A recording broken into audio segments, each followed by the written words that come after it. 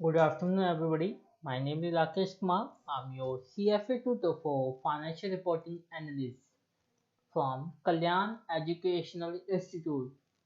And today I teach you financial reporting and analysis. So we start here, book 3, that's level 1 here, financial reporting analysis. So what about the book 3, financial reporting analysis? क्या करेंगे इजिकल to F financial reporting as per US.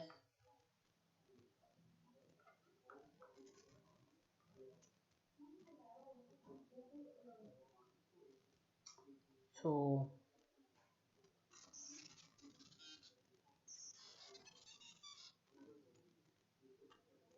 then today we discuss about the introduction to financial statement analysis. So we start here, introduction to financial statement analysis.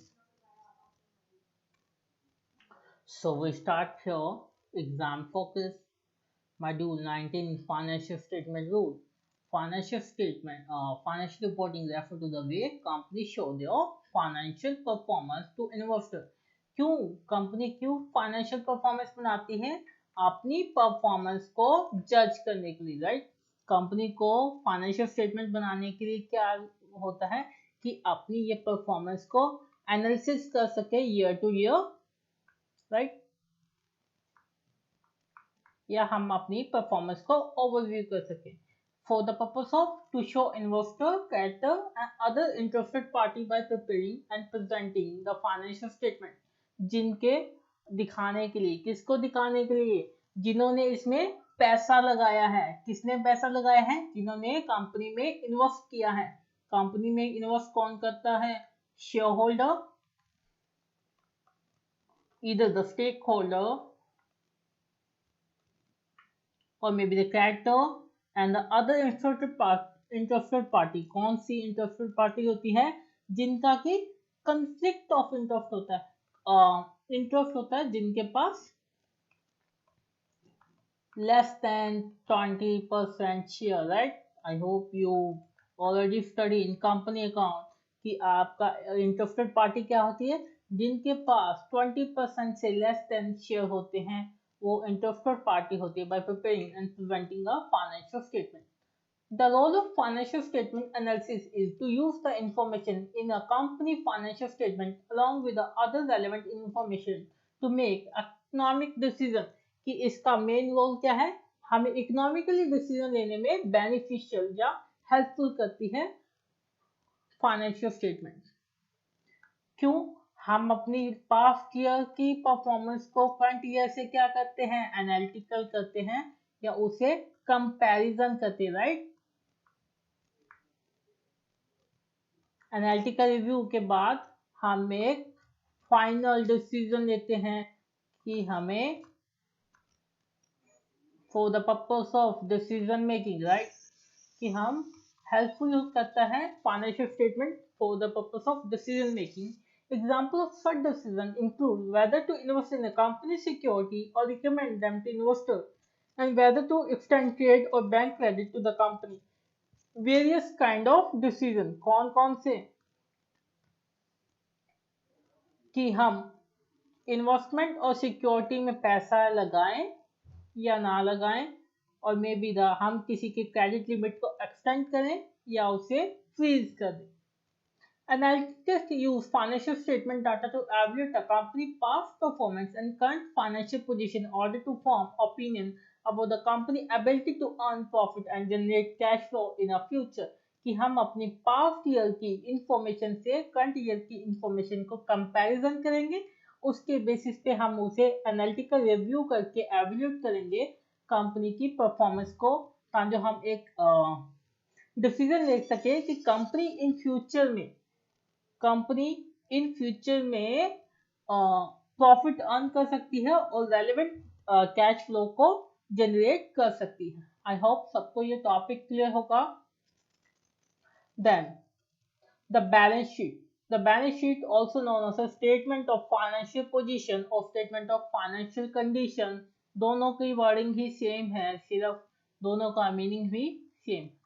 SOFP, reporting the firm financial position at a point in time. The balance sheet consists of three elements. कौन कौन से element होते हैं? Asset are the resources controlled by the firm. A asset controlled by a firm. कि इस पे क्या होगा? These are the resources you can utilize, right? For the purpose of production, administrative purpose, or you rent to other also. Then this is your asset and resources controlled by the firm. यानी कि ownership किसके पास होगा? Ownership होगा firm के पास, आपकी company के पास.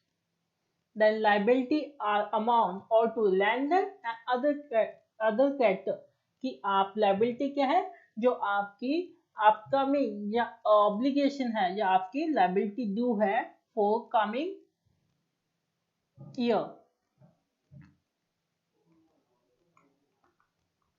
Then owner equity, also shareholder equity, shareholder fund or net asset is the residual interest in net asset of entity that remain after deducting its liability from its asset. Honour equity कैसे निकालते थे आप? आपने past अपने basic intermediate accounting में पढ़ा होगा कि हम कैसे कैपिटल एम्प्लॉयड निकालते थे, right?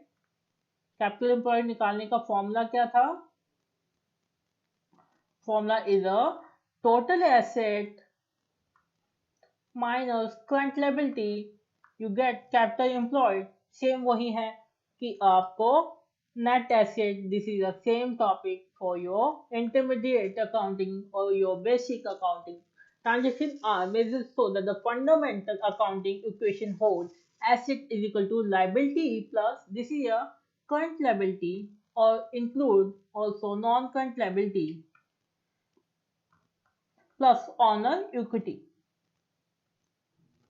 The proportion of liability and equity used to finance a company are known as a company capital structure. कि कैपिटल स्ट्रक्चर में आप क्या करते हो? कैपिटल स्ट्रक्चर में करते हो कि प्रोपोर्शन. कैपिटल स्ट्रक्चर क्या है आपका? कि आपको कितना प्रोपोर्शन रखना है आपकी इक्विटी का, यानी कि ओनरशिप का, और कितना आपको रखना है लायबिलिटी का, यानी कि डेट्स का. तो for the purpose of managing a risk और gearing. The statement financial comprehensive income report all changes in equity respect the shareholder transaction. Statement of comprehensive income में क्या है कि आप कौन सी चीजें रिकॉर्ड करते हो? शेयरहोल्डर की transaction. Example, issue stock, repurchasing stock and paying dividend. The income statement also known as a statement of operation or the profit or loss statement reporting on financial performance of the firm over a period of time, यानी कि for the purpose of 1 year or 1 accounting year, depend on situation. Yeah. So statement of comprehensive income reports all change in equity respect for shareholder transaction. Example, issuing stock, repurchasing stock and paying dividend. The income statement consists report on financial performance of the firm over a period of time. The elements of income statement include revenue, expense and gain or losses. So what are the revenue here?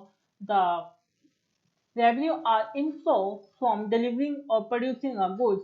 कि कुछ भी revenue कहाँ से generate करता है?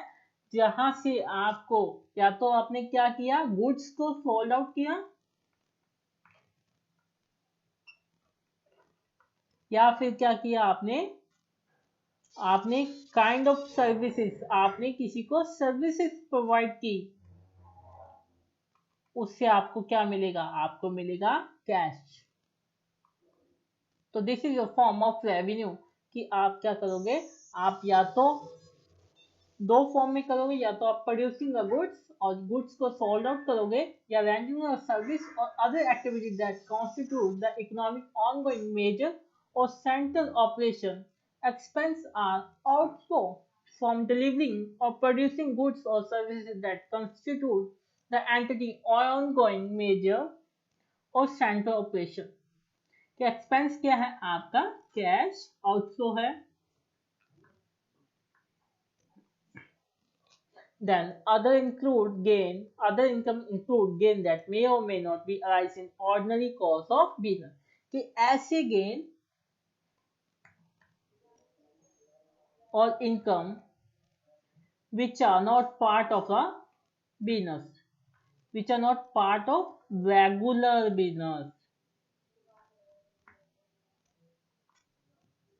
I hope सबको यहाँ तक clear है आपका।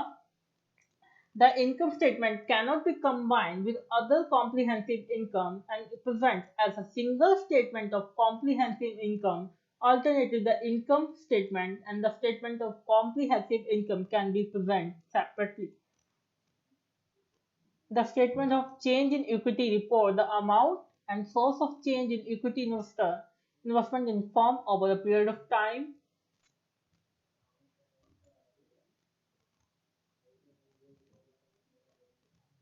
So here the statement of change in equity report the amount change in equity क्या है कि अगर आपकी ओनरशिप में यानी कि कंपनी की ओनरशिप या शेयर होल्डर में कुछ चेंजेस होती हैं तो this is your statement of ownership और change in equity over the time or maybe within a 1 year or accounting period। So the statement of cash flow report the company cash receipt।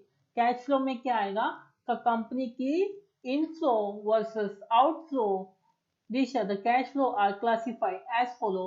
Operating cash flow include the cash effect of transaction। Sorry for interruption। The statement of cash flow report the company cash receipt and payment। So अगर directly हम करें the company cash inflow versus cash outflow। These cash flow are classified as follow। Operating cash inflow include the cash effect of transaction that involve the normal business of the firm। Operating cash flow में क्या आएगा?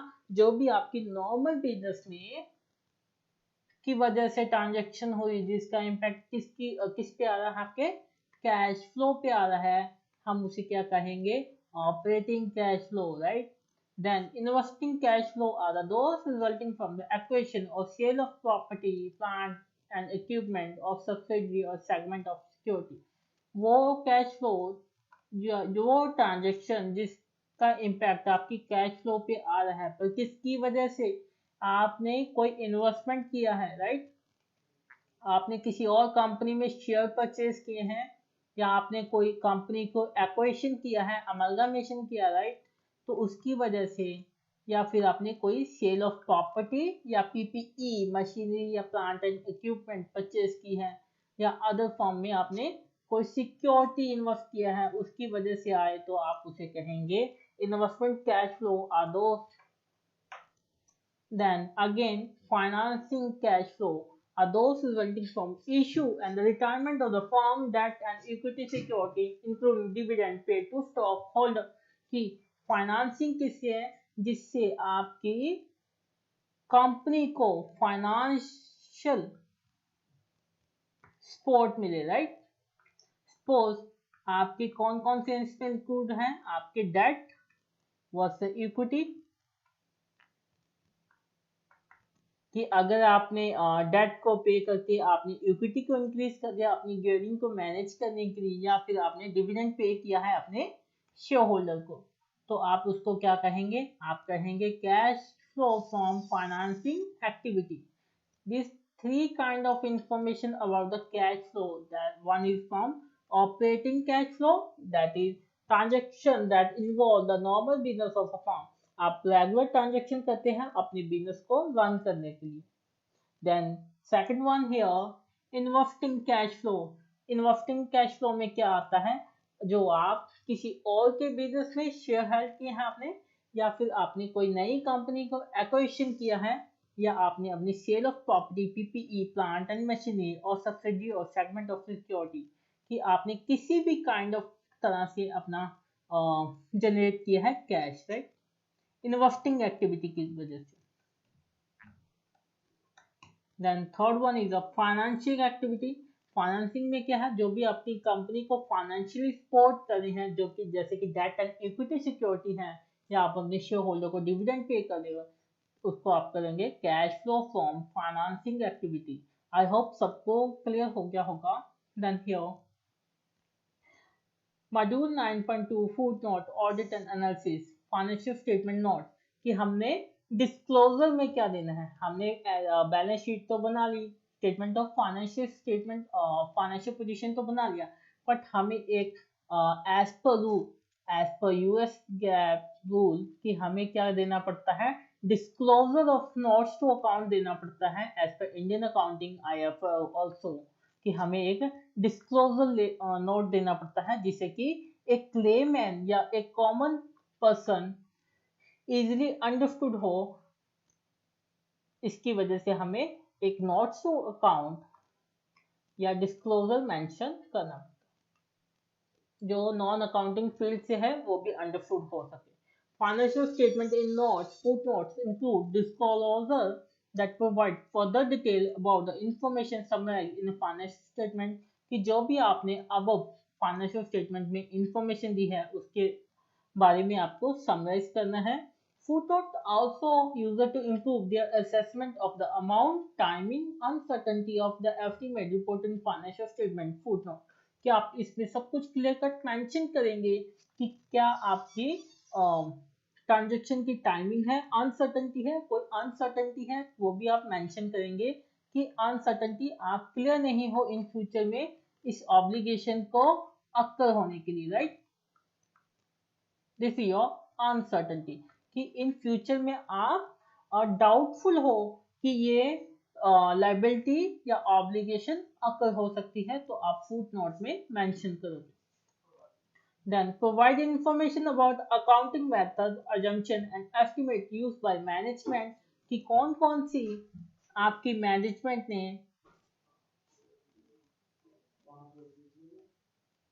या आपके company के accounting head ने various assumption दी है आपकी बैलेंस शीट या SOFP को प्रिपेयर करने के लिए, वो आप clear cut notes to account में मेंशन करोगे। Then provide additional information on items such as the business acquisition or disposal, legal action, employee benefit plan, contingency and commitment, significant customer, sale to related party and segment of other firm।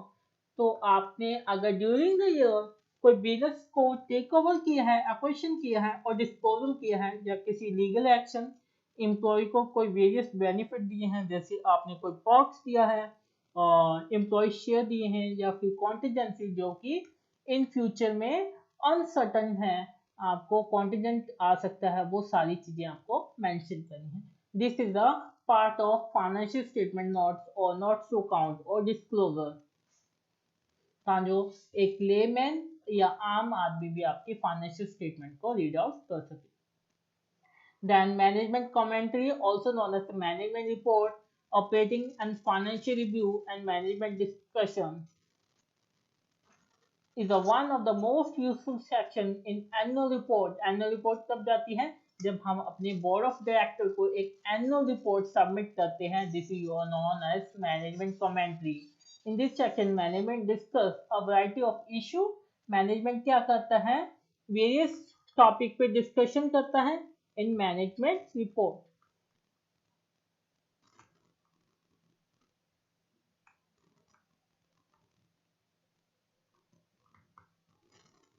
Then IFRS guidance recommend that the management commentary address the nature of business, management objective, the company past performance। आप क्या करोगे, company की historical information या उसकी past year की performance को, the performance measure use the company की relationship resources and this analysis must be aware that the some part of management commentary may be unaudited, कि जो मैनेजमेंट है उसको पता होना चाहिए कि कोई भी पूरी तरह से आपको रिस्क फ्री नहीं कर सकता, रिस्क फ्री नहीं कर सकता, राइट, कि Nature of business management objective, the company past performance, the performance may use the company key relationship resources and risk analysis must be aware that the sum of part of the management commentary may be unaudited, कि आप सारी ही चीजों को audit नहीं कर सकते, आप कुछ लिमिटेशन होती हैं ऑडिट की. This is implicant. For the publicly held firm in the United States, the SEC required that the MDA discuss, trend, identify significant events, uncertainty that affect the firm liquidity, capital resource, and the result of operation. MDA must be included, must also discuss. Again, we start here management commentary, also known as management report. तो हमने क्या किया कि management की discussion होती है annual meeting में, right. तो वेरियस काइंड ऑफ डिस्कशन वो करते हैं, तो उसको हम क्या कहते हैं, management report.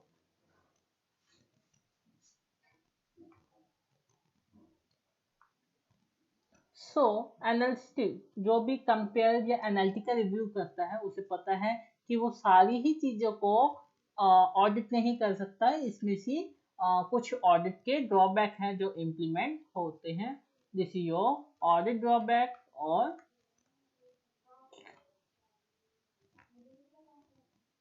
for publicly held firm in the United States, the SEC requires that the MDA discuss, trend, identify significant event, uncertainty that affect in firm liquidity. कि अगर आपकी फर्म लिक्विडिटी हो रही है, कैपिटल रिसोर्सेज कि आपके capital या fund के रिसोर्सेज क्या हैं, and result of operation. MDA must also discuss कि मैनेजमेंट रिपोर्ट में आपको क्या डिस्कस करना पड़ेगा, फर्म की लिक्विडिटी पे, कैपिटल के रिसोर्सेज पे, एंड रिजल्ट ऑफ ऑपरेशन कि आपके ऑपरेशन का रिजल्ट क्या है. वो सारी इंफॉर्मेशन आपको मैनेजमेंट रिपोर्ट में मेंशन करनी पड़ेगी, right. Then again, effect of inflation, change in price of material, if then the impact of off-balance sheet obligation, contractual obligations such as a purchase commitment कि आपने कोई obligation जो है, अगर कोई जिसको कि आपने SOFP में mention नहीं किया है, this is your in management report. आपको ये सारी इंफॉर्मेशन कहाँ पे कंसीडर करनी पड़ेगी, मैनेजमेंट रिपोर्ट और एनुअल जनरल मीटिंग में डिस्कशन की रिपोर्ट में मेंशन करना पड़ेगा. Accounting policy that required significant judgement by management, वो वाली अकाउंटिंग पॉलिसी जिसको कि मैनेजमेंट के थ्रू रिव्यू करना पड़ेगा. Accounting policy need to review by management. Forward looking expenditure and divestiture कि आगे आने वाले खर्चे के परीक्षे लगाने के लिए वह आपको मैनेजमेंट रिपोर्ट में मेंशन करना पड़ेगा. आई होप यहाँ तक आपको क्लियर है. सो आज का सेशन यही. Thanks for listening.